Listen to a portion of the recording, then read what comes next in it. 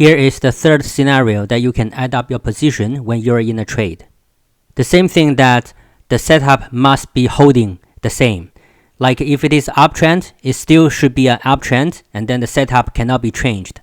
Second, for this third scenario, it is a weaker secondary pullback after you see a major pullback.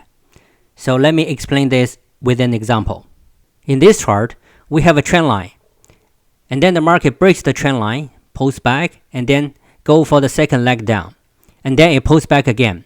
At this moment, you want to wait for a good signal bar to enter the market. Wait for the bear bar. This first bear bar is not a very good signal bar. If you put your order at the bottom of the candlestick here, you're not going to get triggered into a trade. The second bear bar and the third bear bar, both are good signal bars. So if you put your order under the candlestick, you're going to get triggered into the market and then have a trade here. And then after you enter the market didn't go down immediately. And then instead, it pulls back with the secondary pullback here. This secondary pullback, you can see it's weaker than the major pullback because the high of the secondary pullback is lower than the major pullback here.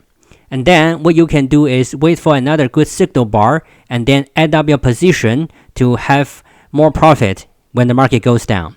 Because here, the whole setup still supports the trendline break. And then when you see this very good signal bar, you can enter the market. So in this case, you have more position, so you have more profit. You can see the market goes down, and then you are going to make a lot of money than initially enter here.